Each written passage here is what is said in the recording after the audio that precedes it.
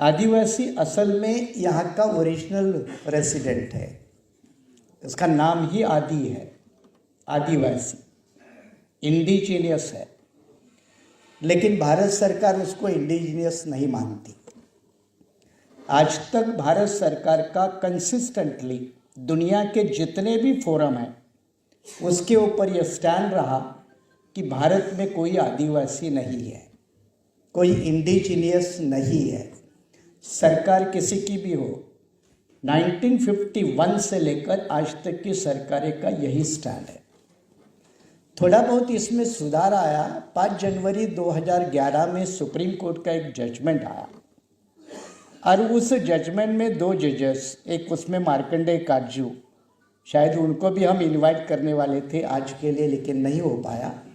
तो मार्कंडेय काटजू और ज्ञानसुधा मिश्रा, ये 2 जजों ने एक जजमेंट देते वक्त कहा कि यहाँ का आदिवासी है वो असली मूल निवासी है, वो इंडिजिनियस क्लास है। इसके बावजूद वर्तमान भारत की सरकार आदिवासी को आदिवासी नहीं मानती। मुसलमानों के साथ ये दिक्कत नहीं, उनको मुसलमान मानती तो है, आदिवासी को आदिवासी नहीं मानती। आदिवासी का अलग डी क्लास किया जाता है कि जो जंगल में रहता है वो आदिवासी, और इसीलिए आरएसएस बीजेपी की उनके लिए टर्मिनोलॉजी है वो वनवासी। और इसलिए आरएसएस की वनवासी कल्याण आश्रम के माध्यम से आदिवासियों में बड़े पैमाने में आदिवासी का हिंदूकरण की बात होती है। ये मुद्दा बहुत ज़रूरी है और ये बहुजन समाज के तबकों को समझना ज़रूरी है। आदिवासी का कोई लीगली धर्म नहीं है, उसको निसर्ग पूजक कहा जाता है। ये निसर्ग की पूजा करने वाले लोग हैं, इसलिए उनका कोई धर्म नहीं है। लेकिन पिछले 50 साल से आदिवासी के सामने जानबूझकर हिंदूकरण, हिंदू हिंदू लिखने का एक राष्ट्रीय कार्यक्रम चला है। चाहे मामला जनगणना का हो, चाहे इवन बर्थ सर्टिफिकेट या इवन हॉस्पिटल में एडमिशन होता है तो अगर दाढ़ी वाला आदमी नहीं है तो वो हिंदू है, ये समझकर लिखा जाता है। तो आदिवासी के साथ ये जबरदस्ती है, उसका जबरदस्ती से हिंदूकरण किया जा रहा। अब उस हिंदूकरण को बढ़ावा देने के लिए जो मुसलमान के साथ जुड़ा हुआ एक मुद्दा है वो आदिवासी के साथ जुड़ा है। मुसलमानों के साथ कौन सा मुद्दा जुड़ा है या क्रिश्चियन के साथ कौन सा जुड़ा है, वो है धर्म परिवर्तन कानून को बंदी या कानूनी बंदी। वर्तमान सरकार की ये नीति रही है कि लगभग 10 से 11 राज्यों में कन्वर्जन को इस सरकार ने पाबंदी लगाई है। वर्तमान केंद्र की सरकार ने पाबंदी लगाई है। अब ये सिर्फ क्रिश्चियन, ईसाई या मुस्लिम इनके लिए नहीं है, अब ये आदिवासी के ऊपर भी लगाने जा रहा है, क्योंकि आदिवासी के भी कई धर्मांतर हुए हैं। कई आदिवासी क्रिश्चियन बने हैं, कई आदिवासी मुस्लिम बने हैं, और इसलिए आप जानते हैं कि लक्षद्वीप से चुनकर जाने वाले पीएम शहीद साहब जो स्पीकर रहे काफ़ी लंबे समय तक लोकसभा के, he was by birth tribal, आदिवासी थे। आदिवासी रिजर्व सीट से चुन के आते थे, लेकिन धर्म के हिसाब से वो इस्लाम को कबूल करने वाले थे। अब वर्तमान सरकार की ये नीति है कि अगर कोई आदिवासी इस्लाम, ईसाई या और कोई रिलीजन अपनाएगा तो वो आदिवासी नहीं रहेगा। ये बहुत बड़ा गंभीर और चैलेंजेबल इशू है। एक तो इससे क्या होता है, उसके ऊपर अपने आप एंटी कन्वर्जन लॉ लागू होता है, धर्मांतर बंदी का कानून अपने आप उसके ऊपर लागू होता है। दूसरी बात, उसको हिंदूकरण के फोल्ड में रखना ताकि वो बाहर ना जा सके। और तीसरी बात, ये बड़ी गंभीर वाली बात है कि आज जो देश की आदिवासी जनसंख्या है वो 8.6 है, 2011 के सेंसस के मुताबिक 8.6, और आदिवासी बाहुल पूरे देश के लगभग 8 या 9 स्टेट्स है। नॉर्थ ईस्टर्न का आदिवासी अलग है और राजस्थान, महाराष्ट्र, गुजरात ये बॉर्डर का आदिवासी अलग है। और इसीलिए इन आदिवासी का बिखराव करने के लिए बीजेपी क्या करने जा रही है? बीजेपी आदिवासी के लिए डीलिस्टिंग पॉलिसी लाने वाली है। डीलिस्टिंग, हालांकि अभी तक ये पॉलिसी नहीं आई है, लेकिन वो बीजेपी का एजेंडा है। जैसे ओबीसी के 2 टुकड़े हो चुके हैं सैनी साहब, ओबीसी के मंडल कमीशन के जजमेंट के माध्यम से 2 टुकड़े हो चुके हैं, एक फॉरवर्ड ओबीसी और एक बैकवर्ड ओबीसी। अब ओबीसी के और 4 टुकड़े करने हैं केंद्र सरकार को, इसलिए रोहिणी कमीशन है। तो आदिवासी के और टुकड़े हो जाएंगे। शेड्यूल कास्ट और शेड्यूल ट्राइब ये इकट्ठा आ रहा था संवैधानिक अधिकार या आरक्षण की हिफाजत करने के लिए, उसको अब फिर बाइफरकेट करने में सरकार लगी है। इसलिए क्लासिफिकेशन और सब क्लासिफिकेशन का मामला आया, जो सुप्रीम कोर्ट ने 1996 में चिन्नया नाम के जजमेंट में नकार दिया था। अब उसको सुप्रीम कोर्ट ने अभी अगस्त 2024 में उसको रेटिफाई किया, क्योंकि वो केंद्र सरकार की पॉलिसी है, वर्तमान बीजेपी सरकार की वो पॉलिसी है। तो ओबीसी के भी टुकड़े होंगे, एससी के भी टुकड़े होंगे, एसटी के भी टुकड़े होंगे। तो हम जो इकट्ठा बनने में लगे हैं देश भर में, उसको तोड़ने में सरकार लगी है। ये बड़े मुद्दे को समझने की जरूरत है। और इस दिशा में ये आदिवासी को तोड़ने का काम डीलिस्टिंग के माध्यम से होगा।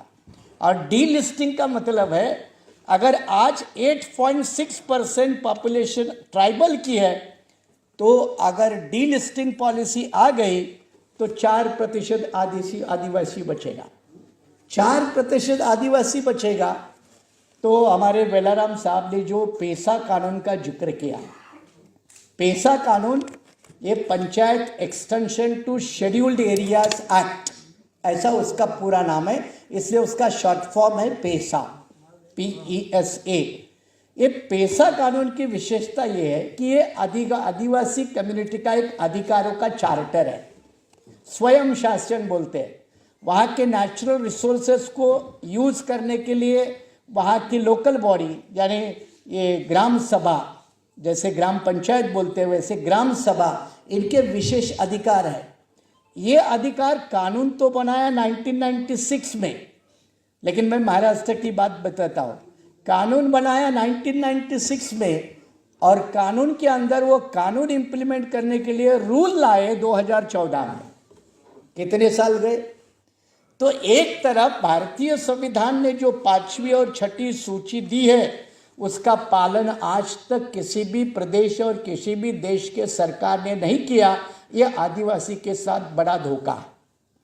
मैं इस पॉइंट को ऐसे कंक्लूड कर रहा हूँ कि ये डीलिस्टिंग के पॉलिसी के माध्यम से आदिवासी की जनसंख्या कम होगी, आदिवासी का बजट कम होगा, आदिवासी का वर्तमान रिजर्व पॉलिटिकल सीट्स कम होंगे, और आदिवासी की टोटल इस देश में हिस्सेदारी भी अपने आप कम हो जाएगी।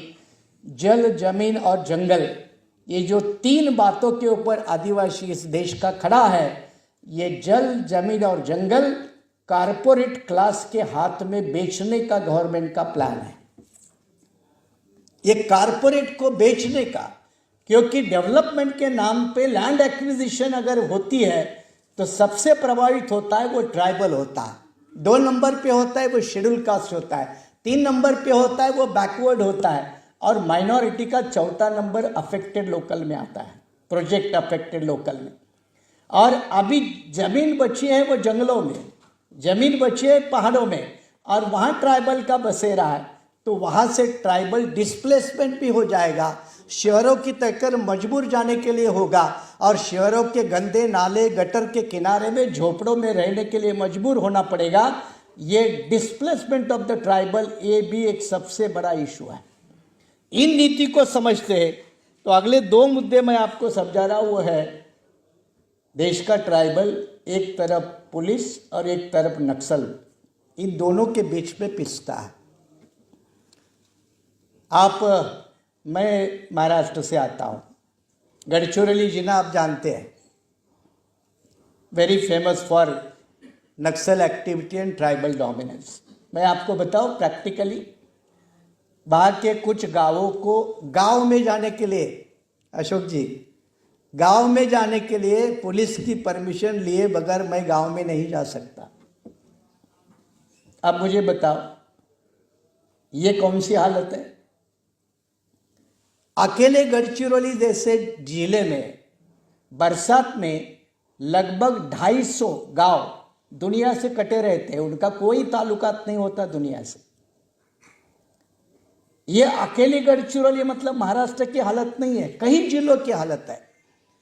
और वहां नक्सलवाद जो पलपता है, तो नक्सलवाद को मुकाबला करने के लिए पॉलिसी किस तरह से बनाई, और उसका उदाहरण है छत्तीसगढ़। सलवा जुडुम का मॉडल मालूम है। सलवा जुडुम में भी अनट्रेन अनस्किल यंग 15-20 साल के लड़कों को पुलिस में भर्ती किया जाना और उसको नक्सल के सामने खड़ा कर देना। ये क्या है? ये कौन सी बर्बरता है? मामला सुप्रीम कोर्ट तक गया, सुप्रीम कोर्ट ने डायरेक्शन दिए, लेकिन मैं आपको बता रहा हूं क्योंकि मैं लॉ का प्रोफेसर भी रहा हूं, एडवोकेट भी हूं, एक भी डायरेक्शन सुप्रीम कोर्ट का फॉलो नहीं हुआ। तो ये आदिवासी के साथ जो बर्बरता है उसका लिमिट नहीं है। मुसलमानों के साथ चलो ये धर्म का मामला है, मजहब का मामला है, मान सम्मान की लड़ाई है, लेकिन आदिवासी के लिए यह अस्तित्व की लड़ाई है। मान सम्मान तो अगली स्टेज है, वो बचेगा तो मान सम्मान। इसलिए आदिवासी बिल्कुल एक्सटिंक्शन, खत्म होने के रोड पे खड़ा है। और आदिवासी का मुद्दा ना दलित आंदोलन में प्रोमिनेंटली उठकर खड़ा होता है, ना ओबीसी आंदोलन में उठकर खड़ा होता है, ना मुस्लिम या माइनॉरिटी आंदोलन में खड़ा होता है। और हमारी ये सबकी तरफ से कोशिश होनी चाहिए कि पिटे पिटाई तो शरीफ सभी है, कोई 50 साल से पीटा है, कोई 500 साल से पीटा है, कोई 5000 साल वाला पीटने का रिकॉर्ड बनाने वाला है। तो ये सारे पीटने वाले जब एक इकट्ठे होंगे तो जो पीटता है उसकी साले की जमकर पिटाई करेंगे।